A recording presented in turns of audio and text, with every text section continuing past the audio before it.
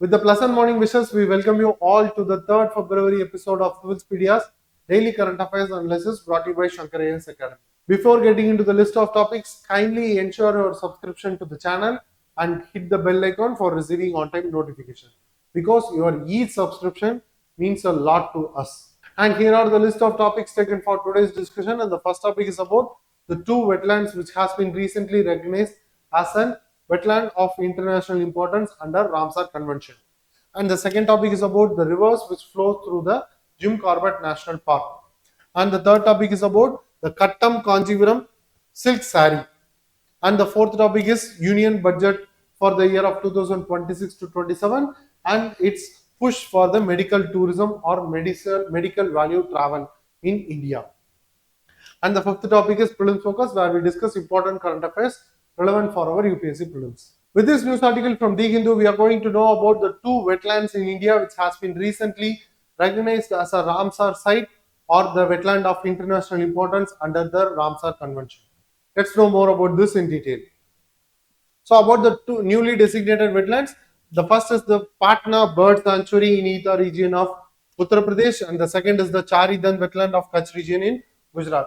After the inclusion of these both wetlands in the Ramsar site or under the Ramsar Convention, India has a total of 98 wetlands which is being recognized as a Ramsar site as of now. And what is the significance of this recognition provided to this wetland? It has been recognized as a wetland of international importance under the Ramsar Convention on Wetlands. And it also been attracts the international importance because of the support it provides to the biodiversity as well as the migratory birds, which is heavily rely on this wetland ecosystem. So about the Ramsar Convention, it has been adopted in the year of 1971 on the Ramsar of Iran, and it formally came into force only in the year of 1975. And it is an intergovernmental treaty. The primary objective of this treaty is to have the purview over the conservation and to the wise usage of the wetland ecosystem. And the secretariat of this Ramsar Convention is in land of Switzerland. And India is a party to this convention on 1st February 1982. So these are all the important facts that needs to be noted from the UPSC prelims point of view with regarding the Ramsar Convention. And the next is the wetland site which got recent recognition. The first is the Patna Bird Sanctuary of Etah district in Uttar Pradesh, and it is a freshwater wetland. And the ecological importance it has, it is being a habitat for the migratory bird species, which is important, which is the migratory birds primarily using the Central Asian flyway is also been using this Patna Bird Sanctuary as a resting place for its transmigration, and it been also been recognized as a resident site which also supports the resident avifauna species of that land.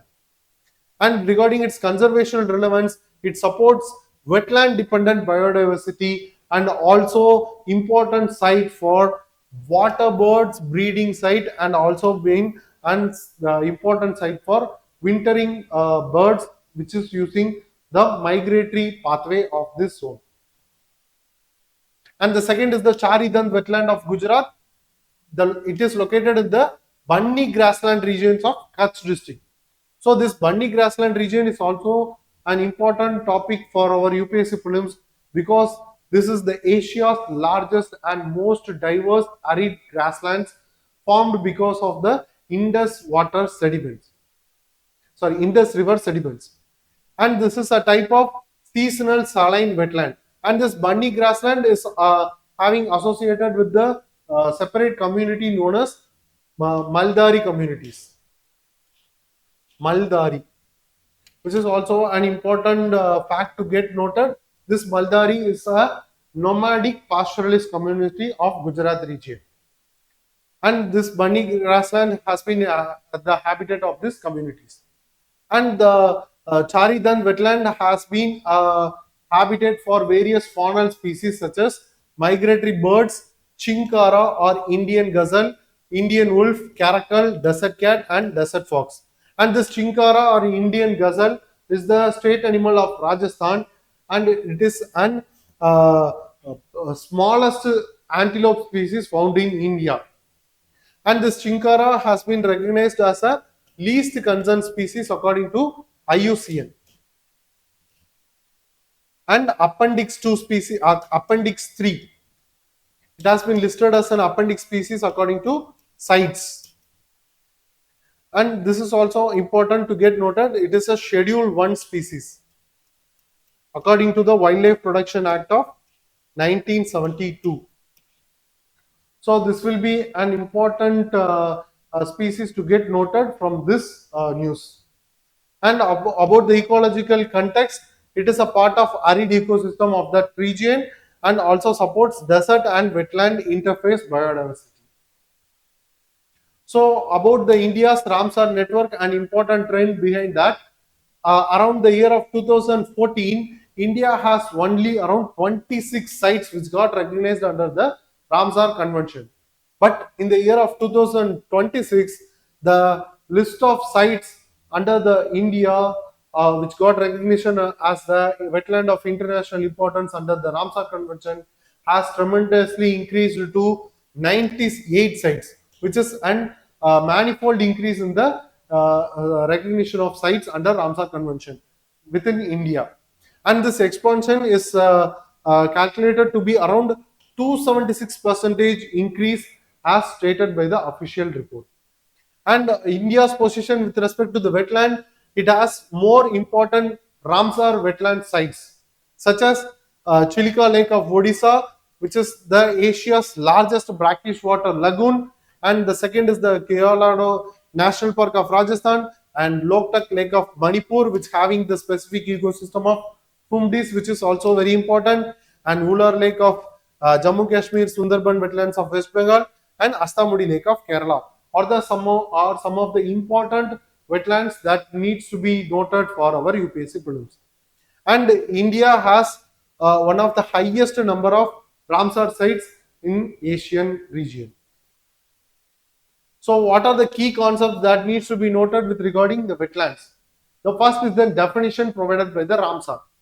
So the Ramsar Convention, the wetland has been defined as the areas of marsh, fen, peatland or water which having natural or artificial or permanent or temporary with water that is static or flowing, fresh, brackish or salt. So these are all the important keywords that needs to be noted because it is important for our UPSC prelims. And what are the ecological importance provided by this wetland are also important.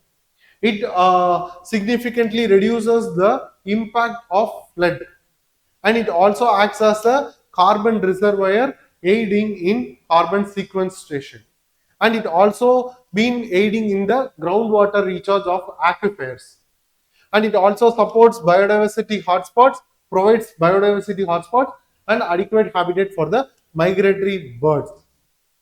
And with regarding the Indian framework of this wetlands, it has been covered under the Wetlands Conservation and Management Rules of 2017 and the National Plan for Conservation of Aquatic Ecosystems, which is also important to get noted. So moving to the question with reference to the Ramsar Convention, consider the following statement. First statement, India became a party to the Ramsar Convention in 1982. Second statement, the Ramsar Convention exclusively covers freshwater wetlands. Third statement, the Ramsar Secretariat is located in Switzerland. Which of the statements given above are correct?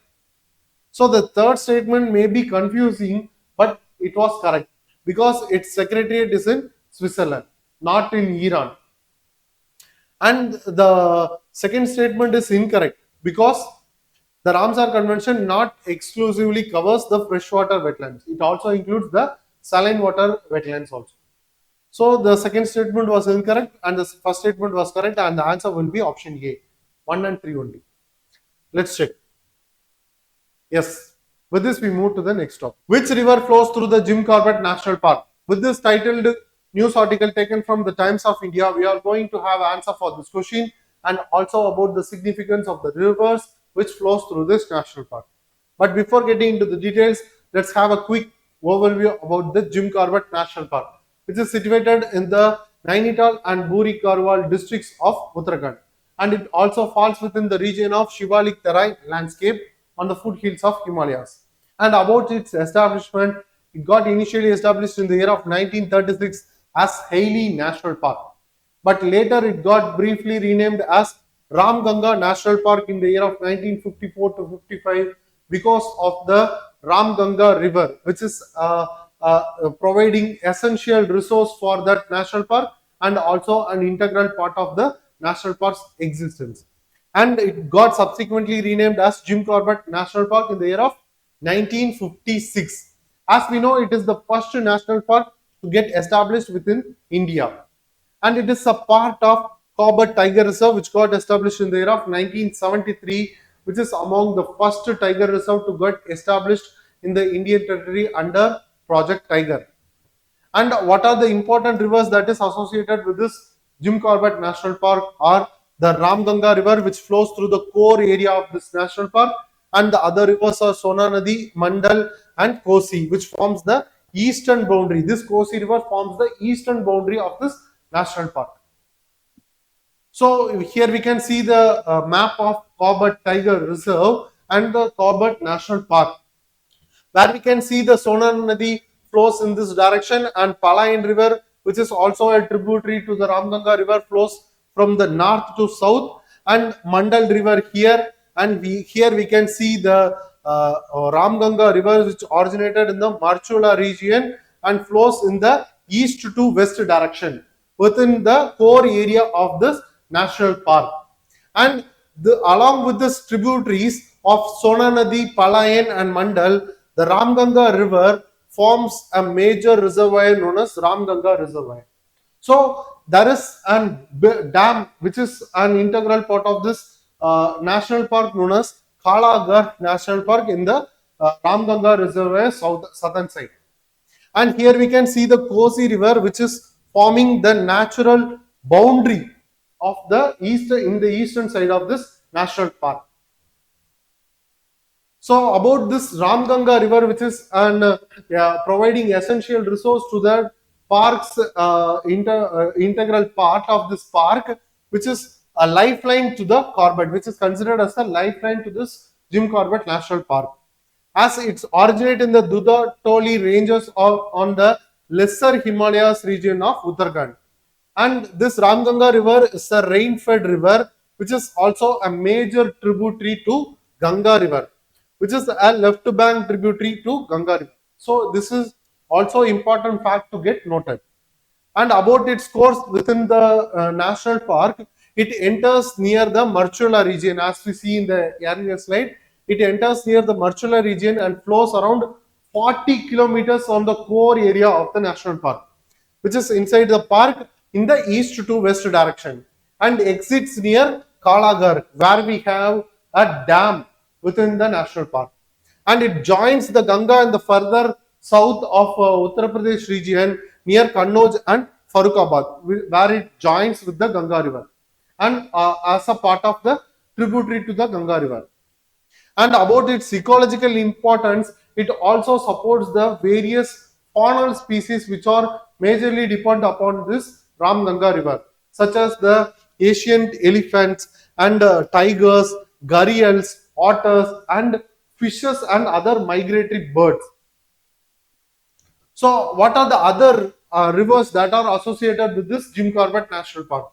First river is the Sona Nadi River, which is a tributary to Ramganga, as we see earlier. It is also a tributary to Ramganga, which flows through Sona Nadi Wildlife Sanctuary, which is also an important fact. And it is an important buffer zone of Corbett Tiger Reserve. As this Jim Corbett is a national park where the human activity is prohibited, but the concept of a buffer zone and the core zone is only applicable to the tiger reserves. So this is a part of this Sona Nadi is a part of buffer zone between the Corbett Tiger Reserve. And the second river is the Mandal River, which is a seasonal river, which is important for the Makshir fishes, which is an important fish that to get noted, because there is one or two UPSC previous year question regarding this fish. So please note this fish in detail. And also it flows in the western flank region of this national park. And the other river is the Kosi River. As we know, this Kosi is the sorrow of Bihar, as its origin near the Mohan region of Uttarakhand. And it does not flow inside the core area of the national park, which is also an important fact to get noted, because in UPSC there may be a probable question which is related to the Kosi river's flow, which can be asked like as Kosi river flows inside the core area of the Jim Corbett National Park, whether the statement is correct or not. So it is also an important fact, and it forms the eastern boundary, natural eastern boundary to the Jim Corbett National Park, and it is also a perennial river. So moving to the next is the ecological and conservation importance of this Jim Corbett National Park and the river ecosystem. So first, the riverine ecosystem, it supports the adequate floodplains over that region, and also the riparian forest associated with the land. And it also has a grassland, adequate wetland or the wet grasslands known as the chores, which is locally called as chores, which is a wet grassland of that ecosystem.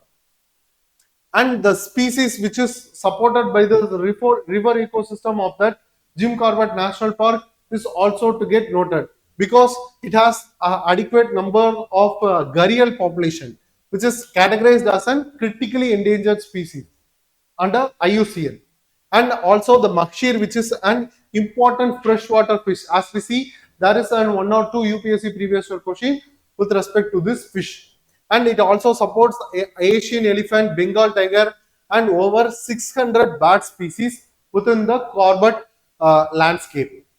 And about the conservation linkage, it has the major conservation linkage with the upper Ganga River Basin, and important for aquatic biodiversity's existence. And the other thing, it is majorly linked to the Terai arc landscape, which is an conservation site, which is a transboundary conservation area in the foothills of Himalayas, spanning India and Nepal. And it is run across Uttarakhand, Uttar Pradesh and Nepal region, and it is also an United Nations recognized World Conservation or World Restoration flagship site. So this Terai arc landscape is also very important for our UPSC prelims. So moving to the next is then UPSC previous year question that has been asked in the year of 2013 related to the national park and river. So this will be a very important topic to get noted, and the question is, consider the following statement: a national park along with the rivers flowing through the park. So this is a direct question that has been asked in the 2013 previous year question UPSC. So the first is Corbett National Park, Ganga River. Second, Kaziranga National Park, Manas River. Third, Silent Valley National Park, Kaveri. Which of the above pairs are correctly matched?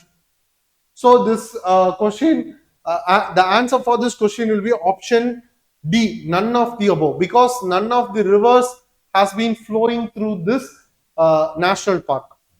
So the answer is option D. Yes, with this we move to the next topic.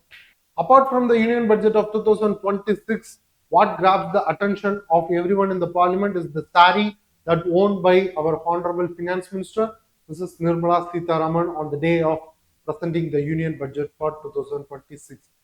And the saree is the Kancheepuram saree from Tamil Nadu. So with this news background from The Hindu, let's know more about the saree in detail. So about the key highlights of this news, Finance Minister Mrs. Nirmala Sitharaman has presented her 9th consecutive Union Budget on 1st of February 2026.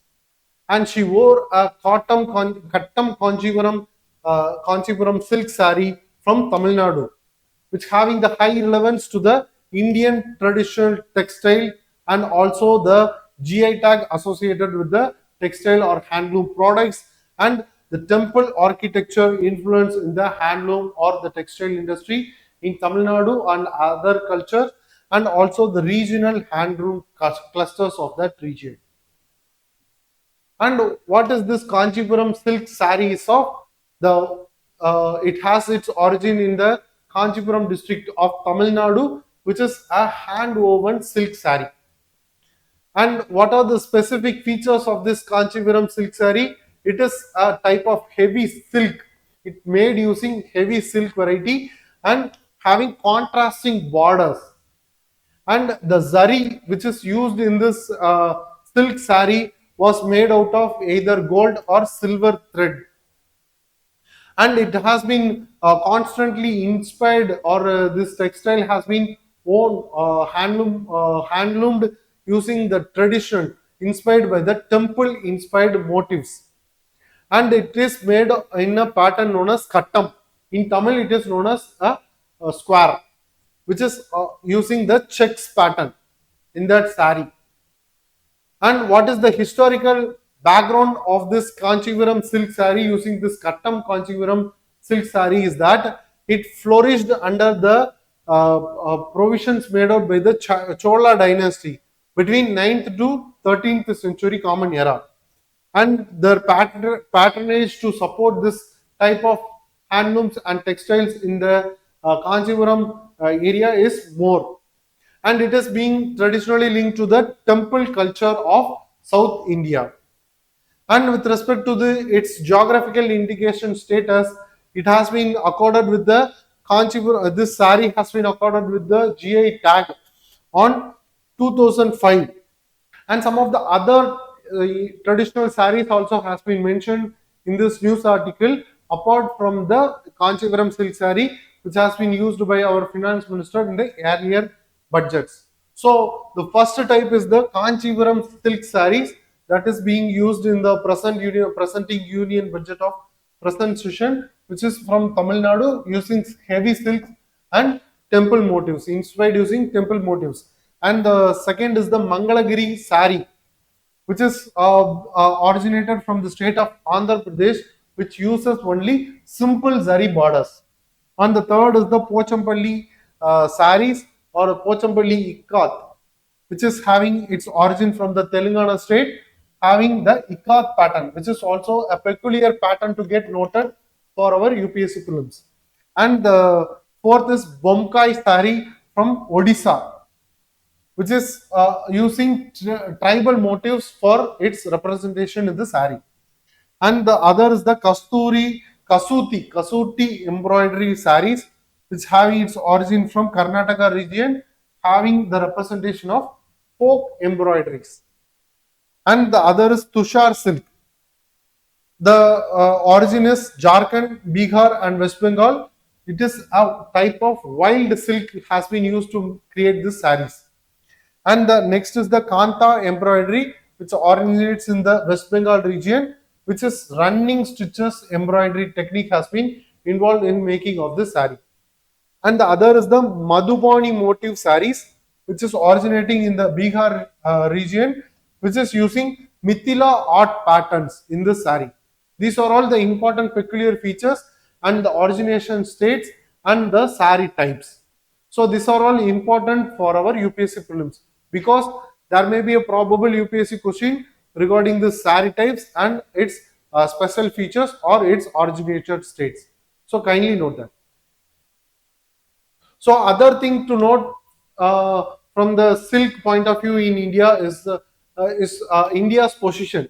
That is, India is the second largest producer of silk after China across the globe, and only country producing all four types of silk in the world is India, which is using the silk production of mulberry, which is using Tushar silk, Eri silk, and Muga silk for its textile and handlooms. And this Muga silk, golden silk, which is considered as the golden silk of Assam. And the major governing body with respect to silk in India is the Central Silk Board, which is functioning under the Ministry of Textiles. And what are the key schemes associated with the skill in India is Silk Samagraka scheme or National Handloom Development Program. And moving to the question, consider the following pairs. First pair Kanjeepuram silk with Tamil Nadu. Second Pochampalli ikat with Telangana. Third Bomkai saree with Karnataka. Fourth Muga silk with Assam. Which of the pairs given above are correctly matched? And the options are A 1 and 3 only, option B 2 and 4 only, option C 1, 2 and 3, 4, 1, 2, 3 and 4, and option D 1, 2 and 4 only. And the answer will be option D 1, 2 and 4 only.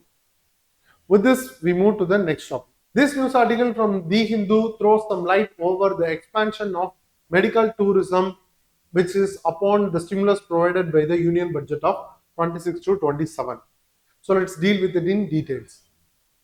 So in the recent budget of 2026 to 27, it has been proposed to establish 5 regional medical hubs within the Indian territory as an expansion for the medical tourism or medical value treatment in travel in India. And it was based on the PPP model, that is public-private partnership, which having the integrated cooperation between center, state, and private partnership, which aims to boost the medical value travel and medical tourism in India. And what is the policy context behind this news? After the post-COVID, the focus was majorly towards the strengthening of the health infrastructure within the India, which makes the health to make the health infrastructure a resilient one, and also to have an integrative approach towards the medicine, that is combining both AYUSH as well as allopathy treatments, and also focusing more over the export of health services to other nations. And what is the related announcement with respect to this budgetary proposal? There has been proposed to establish 3 new All India Institute of Ayurveda, which is in line with the upgradation of AYUSH pharmacies, drug testing laboratories, and certification ecosystem according to this All India Institute of Ayurveda or AYUSH Ministry. And it also been focusing towards the strengthening of WHO Global Center for Traditional Medicine in Jamnagar, Gujarat. And what is this medical value treatment travel, which is also important for our UPSC prelims as well as mains. So this medical value travel is a person who's traveled for the specific medical treatment or being involving in the wellness or rehabilitation effort or being specifically focusing over the treatment using the traditional medicine of AYUSH. So from abroad, a person traveling for this purpose is considered as a person involving in travel for medical value travel. And India's strength with regarding this medical value travel or medicinal treatment, as per the Ministry of Tourism and Health Ministry's statistics, or India provides cost-effective treatment, which is providing 30 to 70% cheaper treatment, medical treatment compared to the Western nations. And India has more skilled doctors, and they are also being fluent in the English proficiency. And it's strengthened pharmaceutical industries and pharma networks, and also has adequate diagnostic ecosystems, which makes the health infrastructure a more viable one for medical value travel. And global recognition of yoga and Ayurveda also provides additional support to the traditional medical treatments. So what are the government initiative associated with this medical value travel or the medical tourism in India, or the Heal in India initiative, e-medical visa, National Medical and Wellness Tourism Board has been established, and AYUSH visa was introduced in the year of 2023. So these are all the important initiatives which supports the medical tourism and also the medical value travel of an individual. And what is the structure proposed under this union budget for regional medical hubs, for the development or the expansion of regional medical hubs, or establishing super specialty hospitals in the regions, and also establishing AYUSH centers for accommodating traditional medicine ecosystem within the Indian territory in the expansion manner. And diagnostic infrastructure has to be elevated, and post care and rehabilitation facilities also needs to be strengthened. Research and educational institution also needs to be made into an world standard, and also being provided with the adequate standard recognition. And the medical value treatment facilitation centers has to be established across the region for provision of adequate support to that persons. And what was the expected outcome because of this expansion of this medical value treatment or this medical tourism in India? It has an integrated healthcare ecosystem within the Indian territory, which supports the employment generation for the doctors, nurses, and allied health professions, and also the traditional medicine practitioners. And it has the economic linkage that it boosts the service exports, and also the medium and small uh, MSMEs, that is micro, small, and medium enterprises, uh, which are involving in the development or the production of herbal medicines, and also the farmers for cultivating the medicinal herbs. And with related to the Ayush and Ayurveda, there is a strategic expansion under this union budget, which is having an institutional expansion, that is proposed to establish 3 All India Institute of Ayurveda, which is also in upgradation of drug testing labs and certification mechanisms.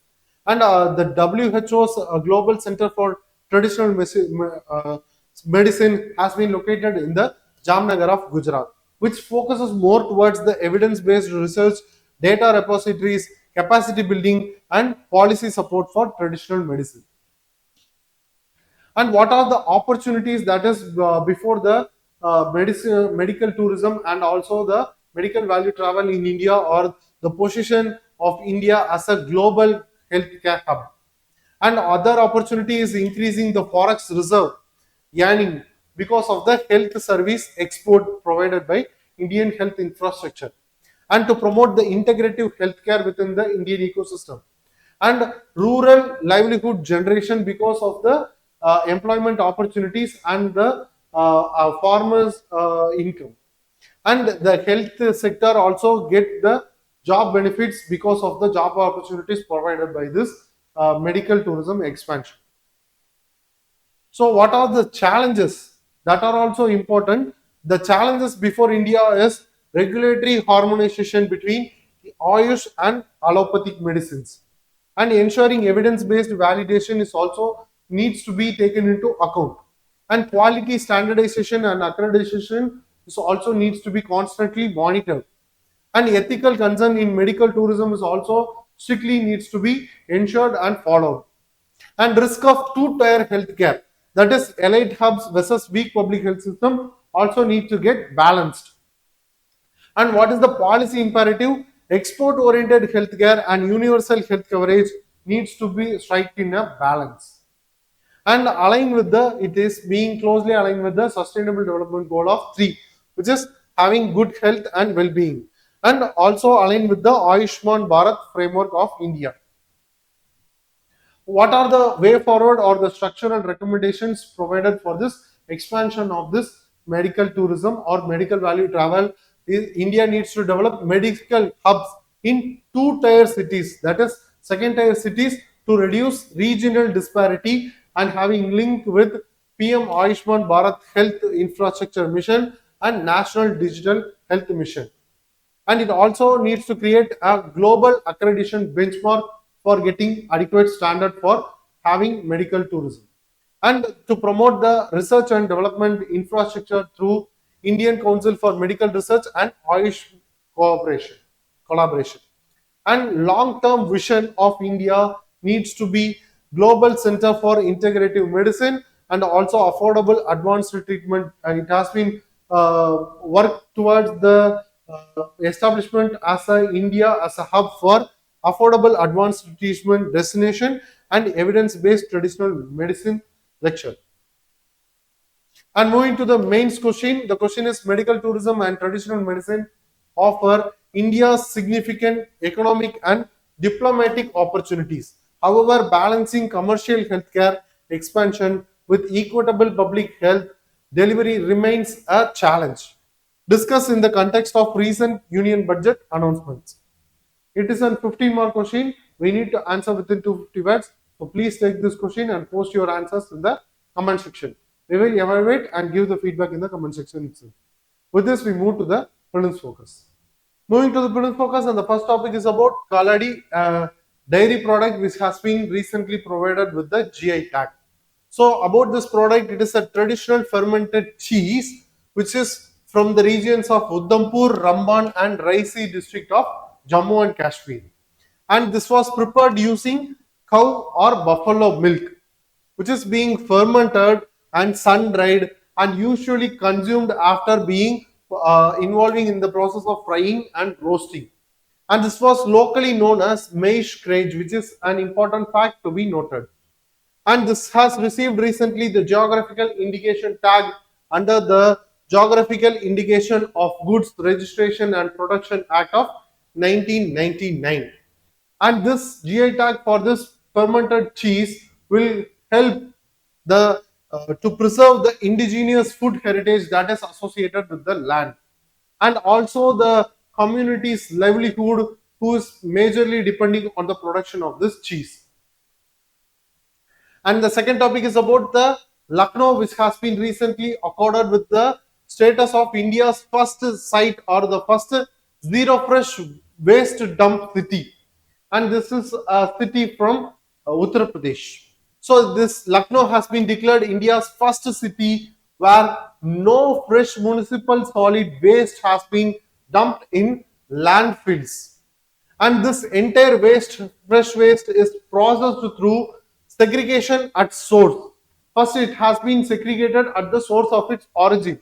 Then it moves to the process of composting, and then it further moves to the process involving in the process of biomethanization, and finally it moves to the stage of waste to energy plants where to generate electricity. And this is also this initiative is a part of Swachh Bharat mission under urban, and also it also supports and heavily aligned with the initiative of circular economical approach. And it also reduces the emission of methane into the atmosphere, and it also reduces landfill fires as it segregates the waste from the source and also reduces the waste which has been segregated at the source, and also eliminates the accumulation of waste at a certain land. So it reduces the landfill fires and also eventually reduces and eliminating the groundwater contamination because of the seepage of the contaminants into the groundwater. And the next topic is about water bankruptcy. So what is water bankruptcy? It refers to a condition where water demand has exceeds the renewable capacity and sustainably available water resources, which is known as the water bankruptcy, which is primarily driven by the groundwater over extraction and climate variabilities, associated climate variabilities, and urbanization, increasing the expanding urbanization to the rural areas, and also inefficient irrigation method that has been adopted consistently, which is the primary factor, which is the reason for the increasing the prevalence of water bankruptcy. And it leads to the economic stress over that region, and also frequent crop failures and urban water conflicts. And it is also being several Indian cities are also facing risk of water bankruptcy due to the decline in the level of aquifers underground. So moving to the prelims practice question, the question is consider the following statements. The first statement, Kaladi is a GI tagged fermented dairy product native to Jammu region. Second statement, a zero fresh waste dump city sends untreated municipal waste to landfills only after processing. Third statement, water bankruptcy is associated with unsustainable extraction of groundwater resources. Which of the statements given above is are correct? So in this question, they have asked about the correct statement, and the second statement was incorrect because the city which is accorded with the zero fresh water dump waste dump city will not send the municipal untreated municipal waste only after segregation or after processing. It will process the waste at its source. So the second statement was incorrect, but the first and third statement was correct, and the answer will be option B, 1 and 3 only. Let's check. Yes. With this, we came to the conclusion of this video. Hope you guys like the video. Please share your positive comments and suggestions in the comment section given below, and share the video to your friends. And don't forget to hit the subscribe button and bell icon for receiving prompt notification from Shankar IAS Academy. Thank you for watching us. Have a great day.